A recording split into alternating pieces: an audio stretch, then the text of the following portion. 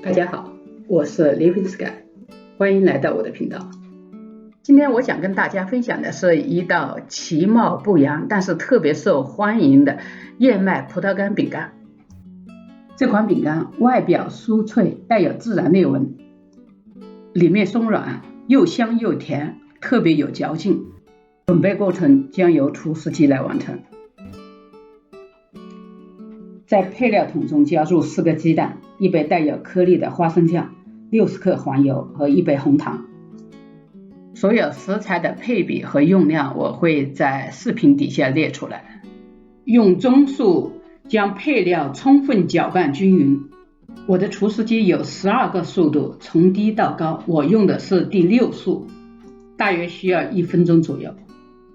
现在加入1茶匙泡打粉、1/4茶匙小苏打、1/4茶匙盐和2茶匙肉桂粉，再继续用同样的速度搅拌15秒钟。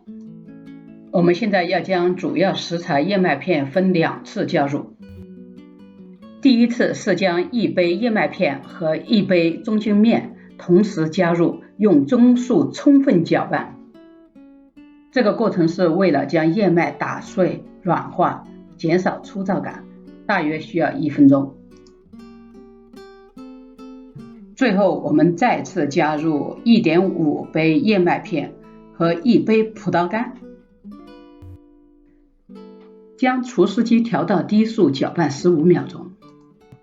这个过程只是为了让它们混合均匀，一定要保持葡萄干和麦片的完整性。这一步其实都不需要用机器，用一把刮刀就可以完成。用一把冰淇淋勺挖出大致大小相等的球球，放在烘焙纸上。球跟球之间的距离至少要保持半个球以上。等会在烘烤的时候，随着温度升高，黄油和花生酱都会融化，就会让球向四周摊开，变成饼状。现在预热烤箱到350华氏度，或者说175摄氏度，将球稍微压扁一点，可以节省烘烤的时间。先烤15分钟，然后关掉电源，再烤5分钟。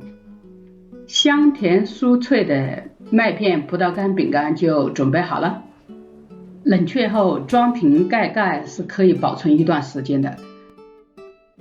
今天的分享就到这里，谢谢大家，我是 Living Sky。如果喜欢我的视频，请订阅我的频道，下次再见，拜拜。